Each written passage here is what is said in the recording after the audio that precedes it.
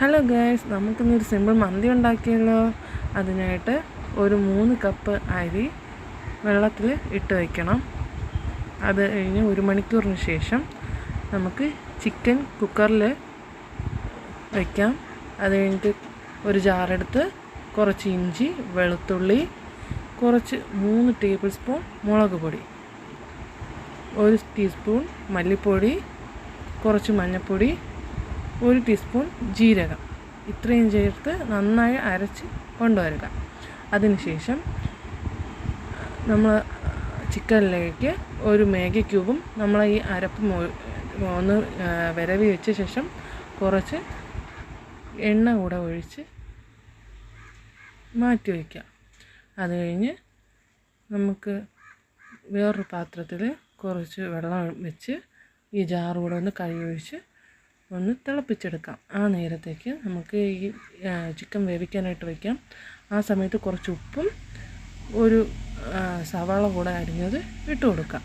അതിൻ്റെ കൂടത്ത് ഒരു നാരങ്ങ കൂടെ ഇട്ട് ഒരു 2 വിസിൽ കേൾക്കണവരെ കുക്ക് ചെയ്യാം. ആ സമയത്ത് നമുക്ക് അരി ഇടാം. അതൊന്ന് ഹാഫ് കുക്കാകുമ്പോഴത്തേക്കും നമുക്ക് ഊറ്റി മാറ്റി വയ്ക്കാം. അപ്പോഴത്തേക്കും ചിക്കൻ വെന്തിട്ടുണ്ടാകും. ആ ചിക്കനിലോട്ട് റൈസ് ഇട്ട് കൊടുക്കാം. റൈസ് ഇട്ട ശേഷം കുറച്ച് മഞ്ഞൾപ്പൊടി വെള്ളത്തിൽ കലക്കി വെച്ച് ഇതിലോട്ട് ഒഴിച്ചു കൊടുക്കാം.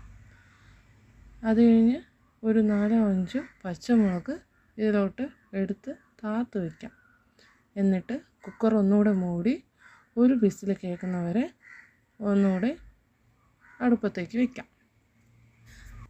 അടുത്ത് മന്തിയുടെ കൂടെ കഴിക്കാൻ ഒരു സിമ്പിൾ ചമ്മന്തി കൂടെ ഉണ്ടാക്കാം. അതിനായിട്ട് 3 തക്കാളിയും, ഒരു പച്ചമുളകും, ഒരു അല്ലി വെളുത്തുള്ളിയും, കുറച്ച് മല്ലി ഇലയും കൂടെ ഇട്ട് ഒന്ന് മിക്സിയിലിട്ട് ക്രഷ് ചെയ്തെടുക്കുക. സിമ്പിളായിട്ടുള്ള ഒരു ചമ്മന്തി റെഡി.